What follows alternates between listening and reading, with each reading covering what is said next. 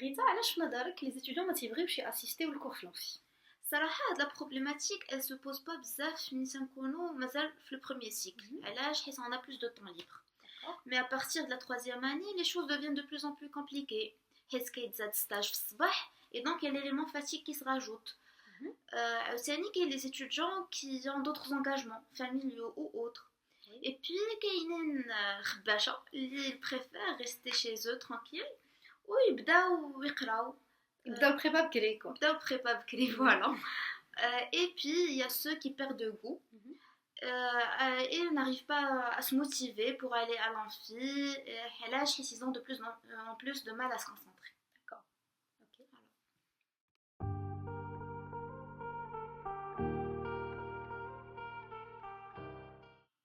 Alors, pour le fait d'assister ou ne pas assister, on peut aborder cette problématique en 3 points. Le premier point, est-ce que c'est obligatoire d'assister ou non?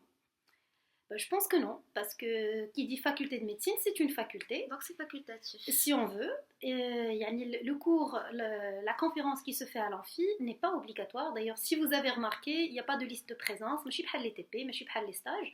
Donc la conférence se fait. Si vous voulez assister, enfin vous êtes tenu d'assister. Si vous ne voulez pas, personne ne viendra vous dire pourquoi. Le deuxième point, est-ce que c'est utile? Et là, je pense que oui, parce que si l'enseignant se donne la peine de préparer un cours et de venir le donner, c'est bien évidemment pour atteindre une certaine finalité. Mais là, autant qu'étudiante, enfin nous les étudiants, parfois on se dit, si on arrive à voir le cours qui se fait en amphi, pourquoi se donner la peine de venir assister alors qu'on est fatigué?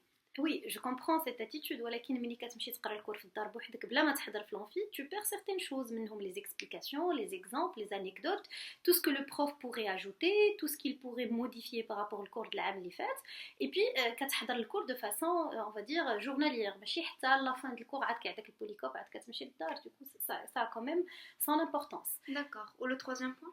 Alors le troisième point, on a dit, est-ce que c'est obligatoire? Non. Est-ce que c'est utile? Bien sûr, enfin de mon point de vue, oui. Le troisième point, c'est comment faire le choix d'assister ou non.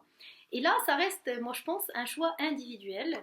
Chacun le fait selon ses conditions et ses facteurs. Il y a une question de balance bénéfice-risque que vous allez dresser et vous allez décider. Mais là où j'aimerais intervenir, ce n'est pas vous aider à faire ce choix parce que vous n'allez le faire que tout seul. Là où je voudrais intervenir, c'est de donner des conseils à ceux qui assistent et à ceux qui n'assistent pas. Donc là, on est devant 2 cas de figure. Si vous assistez au cours, ma principale remarque, c'est ne perdez pas votre temps à l'amphi. C'est-à-dire, si vous êtes là, essayez de vous concentrer et de sortir avec quelque chose. Parce que je vois quand même, je remarque beaucoup d'étudiants qui assistent et qui passent tout le temps de l'amphi à discuter, à regarder leur téléphone, à déranger leurs camarades qui essayent de se concentrer et de suivre le cours. Donc, si vous êtes là, autant en profiter, sinon à quoi bon venir?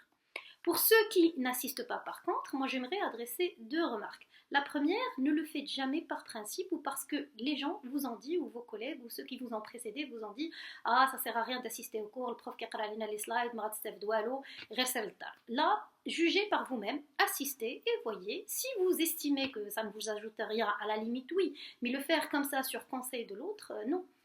Il faut vraiment être responsable dans la prise de sa décision.